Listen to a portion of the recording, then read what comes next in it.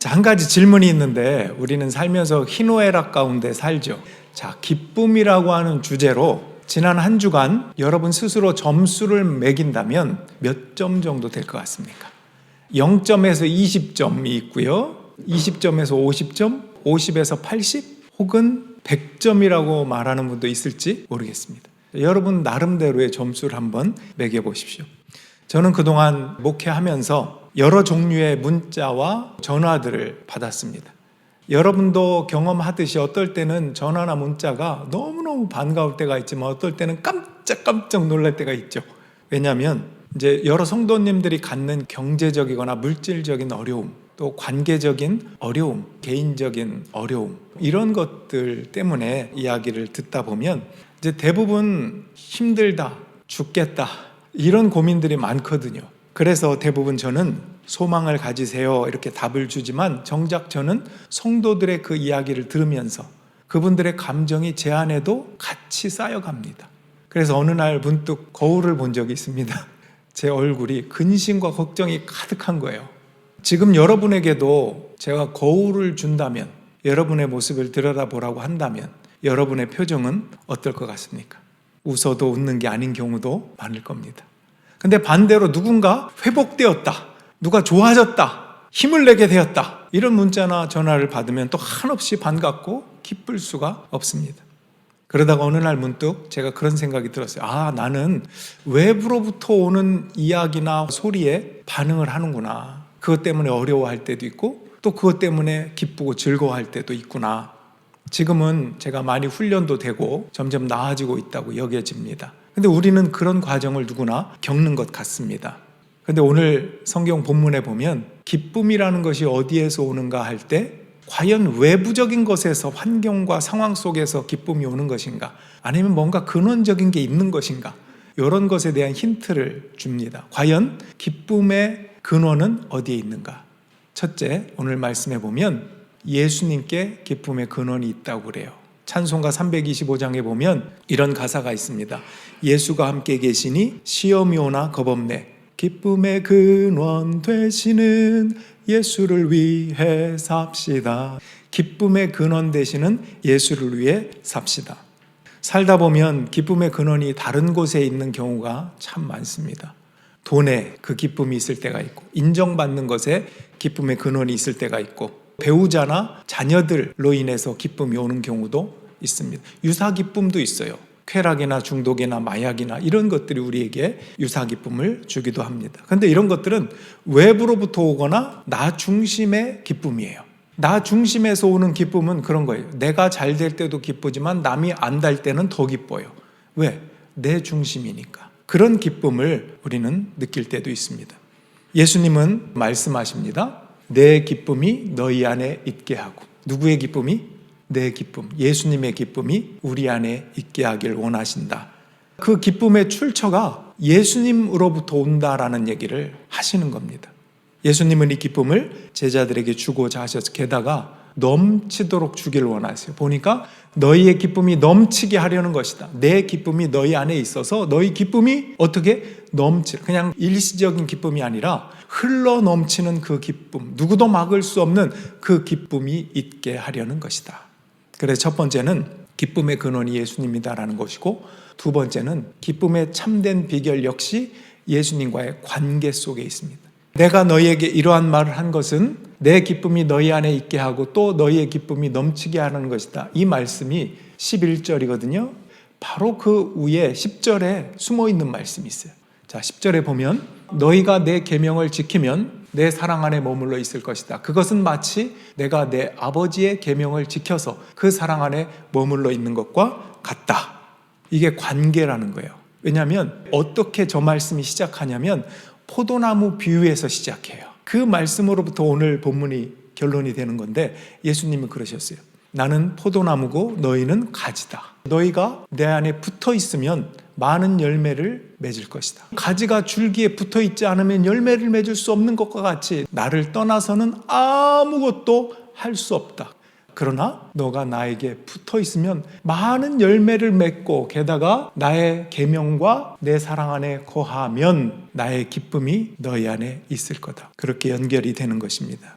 사람이 사랑에 빠지면 시인이 된다는 말이 있습니다. 여기 주님의 계명과 그 말씀을 지키고 사랑 안에 거하면 그 안에 있는 말씀이 가사가 되어서 막 밖으로 나옵니다. 찬양이 되어서 밖으로 표출됩니다. 기도가 나오게 됩니다.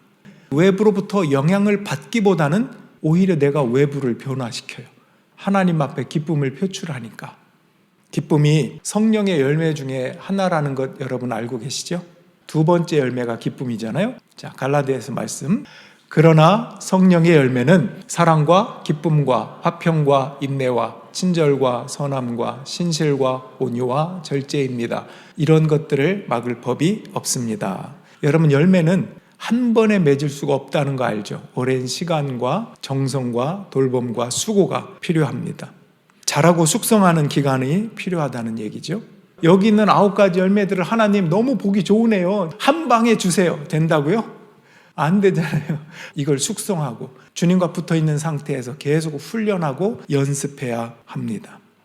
여러분, 이렇게 시간이 걸리는 것이 저런 열매들이라면 질문이 있어요. 우리는 어렵고 힘든 상황에서도 기뻐할 수 있는가? 어렵고 힘든 상황에서 기뻐할 수 있는가? 참 아이러니한 질문이에요. 크리스찬에게는. 왜냐하면 이 아이러니는 인간의 자연스러운 어떤 반응, 이것과 성경적인 해답이 충돌을 일으키기 때문에 인간은 어려울 때 근심하는 게 너무 자연스럽고 성경은 근심하는데도 주 안에서 기뻐하라고 자꾸 얘기해요. 이게 충돌합니다. 그러니까 내가 지금 신앙생활을 잘하고 있는 건가? 어떨 때는 죄책감이 들기도 하고 나만 그런가 싶을 때도 있고, 그런 아이러니는 어쩌면 자연스럽습니다.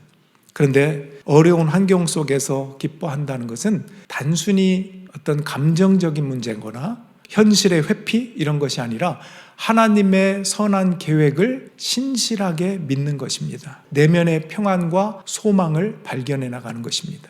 어떤 감정적으로 내가 기쁘지 않으니까 난 기쁘지 않은가 봐, 이런 차원이 아니라 신실하신 하나님의 계획을 믿고 선포하고 그분을 의지하는 것입니다. 자, 그럼 성경적인 답을 보여드릴게요. 야고보서 1장 2절 3절. 나의 형제 자매 여러분, 여러 가지 시험에 빠질 때에 그것을 더할 나위 없는 기쁨으로 생각하십시오. 여러분은 믿음의 시련이 인내를 낳는다는 것을 알고 있습니다. 아멘이십니까? 내가 감정적으로 동의하는 그런 차원을 훨씬 넘어서서 그 약속을 신뢰하는 아멘이거든요. 이 약속의 말씀 그렇게 되기를 소망하십니까? 아멘이에요. 여기서 더할 나위 없는 기쁨으로 생각하라는 것은 감정이 아닌 결정입니다. 결정. 상황에 휘둘리지 않겠다. 내 감정에 휘둘리지 않겠다. 하나님이 그 고난을 통해서 이루실 선한 목적을 신뢰하며 기뻐하겠다라고 하는 결정입니다. 그런 면에서 기쁨도 연습과 훈련이 필요해요. 제가 3가지 성경 말씀을 보여드리겠습니다. 고린도후서 6장 10절. 근심하는 사람 같으나 항상 기뻐하고, 데살로니가전서 5장 16절 항상 기뻐하라. 빌립보서 4장 4절 주님 안에서 항상 기뻐하십시오. 다시 말합니다. 기뻐하십시오. 네, 계속 훈련시키죠. 기뻐하고 또 기뻐하래요. 항상 기뻐하래요. 생각해 봅시다. 화를 내는 것은 연습이 필요 없어요. 그냥 나옵니다. 근데 화를 참는 것은 연습이 필요합니다. 우울한 것은 연습이 필요 없어요. 근데 기쁨을 찾으려고 하는 것은 연습과 훈련이 필요합니다. 기쁨은 선택하는 거예요. 그리고 훈련하는 것입니다. 찾아보면 불평의 이유도 많아요. 우리의 삶에. 반대로 감사의 이유도 많아요. 여러분 뭘 찾고 뭘 선택할 겁니까? 마냥 기뻐지기를 기다리는 것도 아니고 적극적으로 기뻐하라는 거예요. 어쩌면 명령이거든요. 여기 있는 게. 항상 기뻐하라 그래요. 제발 기뻐해 주시면 안 되겠습니까? 이런 거 아니에요. 하나님의 말씀은 너 기뻐해. 왜? 뒤에 내가 있잖아. 너 내 안에 붙어 있잖아. 내 기쁨이 내 안에 충만하게 내가 만들 수 있어. 너는 견디고 참고 인내하고 훈련하면서 그 과정을 가자. 성령이 함께 하실 거다. 그래서 성령의 열매 아니냐. 안 기뻐하면 누구 손해가 될까요? 내 손해예요. 일상 삶에 얼마나 힘든 것들이 많습니까? 기쁜 마음을 가져야 건강하지, 안 그러면 삭아요. 스트레스 받아서 자꾸 삭습니다. 그럴 필요가 뭐가 있어요? 우리는 선택하라면 기쁨을 선택하는 게 훨씬 우리에게도 이롭습니다. 여러분 우울증을 즐겨본 적이 있습니까? 개인적인 고백이지만 청년 시절에 한참 힘들고 어려울 때 제가 깜짝 놀란 적이 있어요. 너무 우울해서 정말 괴로운데 제가 왜 놀랬냐면 내가 이걸 좀 즐기고 있네? 이걸 지금 발견하게 됐어요. 너무 놀래서 야, 이거 여기 빠지면 안 되겠다. 근데요, 심리학적으로 연구한 결과에 의하면 우울함을 깊이 경험하거나 그것에 몰입하면서 일종의 심리적 쾌감을 얻는 경우도 있다. 다 그렇다는 것은 아니지만 내가 거기에 빠져서 허우적거리고 나오지 않는 그 자체가 나에게 일종의 쾌감을 준다는 거예요. 막 위로받고 싶고 누가 나를 끌어내줘야 하는 거기에 자꾸 타성에 젖어 있는 그런 감정들. 이거 좀 이상한 쾌감이죠. 여러분, 지난주에 사도 바울이 죄인의 우두머리라고 그랬어요. 나는 죄인의 우두머리라. 이것을 우린 다 인정해야 돼요. 사도 바울은 하나님 앞에서 나는 그런 본성을 가진 욕구와 잘못된 것을 선택할 수 있는 죄인의 우두머리입니다. 그럴 때 희망이 있어요. 내가 하나님 앞에서 누구인가를 진정으로 인정할 때 내 모든 것을 치유하시는 하나님 앞에 갈 수 있어요. 죄성으로 인해서 슬픈 나는 내 안에 참 기쁨을 주시는 분을 의지해야 되는구나 하는 것을 깨달을 수 있습니다. 그래서 그게 훈련이고 선택이 됩니다. 여러분, 오늘 본문 말씀에 요한복음 15장이었는데 17장에 가면 마지막 기도, 유언과 같은 기도를 하세요. 같은 내용으로 기도하십니다. 한번 보여드릴게요. 이제 나는 아버지께로 갑니다. 내가 세상에서 이것을 아뢰는 것은 내 기쁨이 그들 속에 차고 넘치게 하려는 것입니다.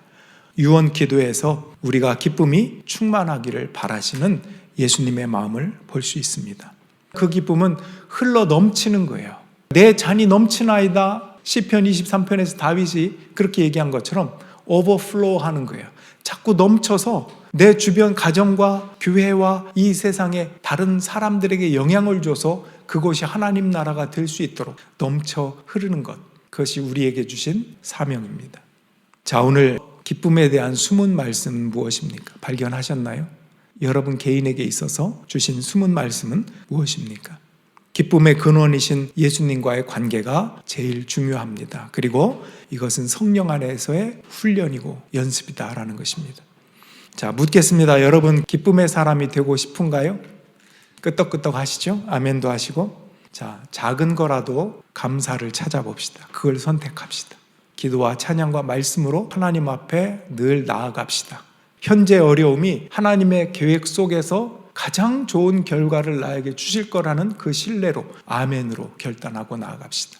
오늘부터 어려움 속에서도 기쁨을 선택하는 그런 삶을 한번 살아보십시오.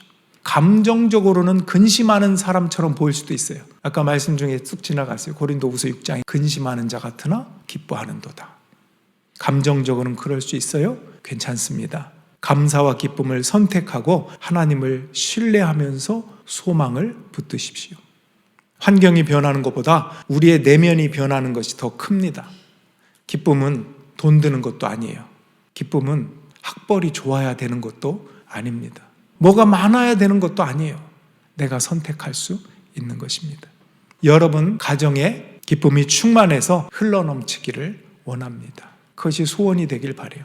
여러분 오늘 기쁨의 점수 높아지면 얼마나 좋을까? 한 주간 동안, 아니 남은 평생 동안 여러분 예배를 통해서 여러분의 슬픔이 기쁨이 되는 주님의 기적을 맛보는 여러분이 되길 주님의 이름으로 축원합니다. 찬양 드리겠습니다. 날 구원하신 주 감사.